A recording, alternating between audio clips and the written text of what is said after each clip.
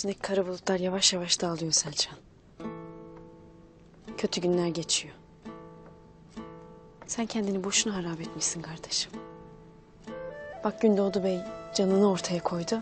Seni Moğol itinin elinden kurtardı. Doğru dersin. Gündoğdu hayatını tehlikeye atıp beni kurtarmaya geldi ya. Bundan gayrı onu üzmemek boynumun borcudur.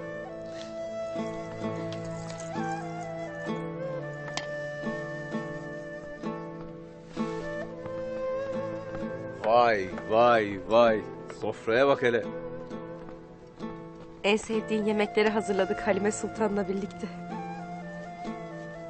Ellerinize sağlık.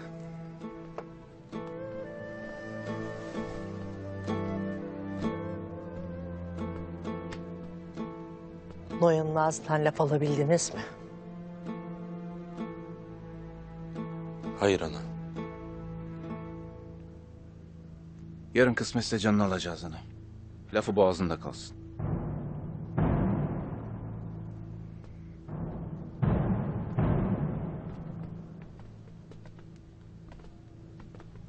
Buyurun.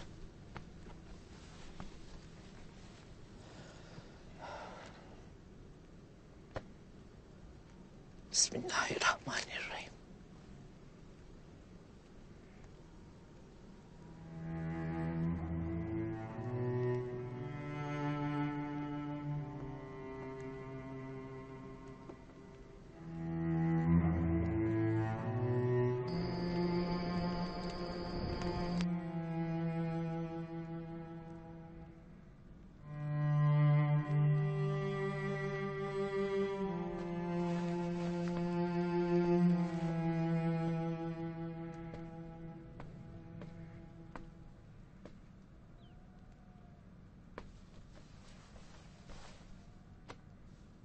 Cihan'a küsmüş gibi daha ne kadar oturacaksın orada?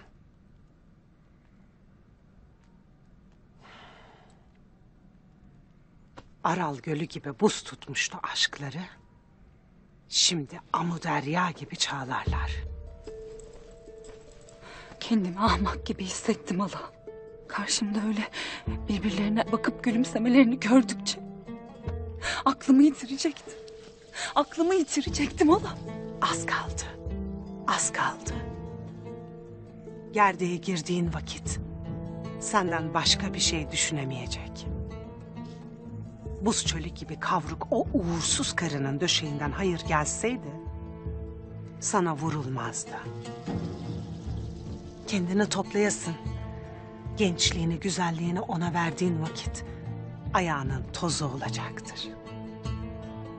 Şimdi otağa git. Git ve onlara kim olduğunu göster. Çağrılmadım hala. Çağrılmadım. Sen artık o otağın avradısın. Senin çağrılmayı değil, bir parça cesarete ihtiyacın var. Hepsi bu. Ağaçta kocaman bir şey. Çıktım inemem. Başladım ağlamaya. İndirin beni buradan, indirin beni buradan. Ama var ya nasıl ağlamak. Göçmen turnalar korkudan yollarını değiştirdiler. Sonra baktım uzaktan ağabeyim geliyor. O kurbanın olan kardeşim indir beni buradan dedim. Yok dedi indirmem. Bugün indirdim yarın ne edeceğim? Nasıl çıktıysan öyle ineceğim. Sonra indirmedi mi? Yok. Ya böyle inatçıdır kardeşim. Lakin sen de böylece çıktığın ağaçtan inmeyi öğrendin. He ya. Haymi anam doğru der. Ağabeyim sayesinde çıktığım ağaçtan nasıl ineceğimi de öğrendim.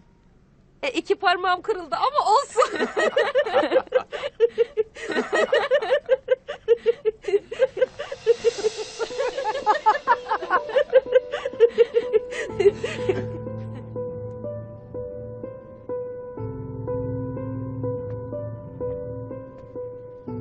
Afiyet olsun. Sofranızdaki sevinci paylaşmaya geldim. Buyur kızım, geç otur.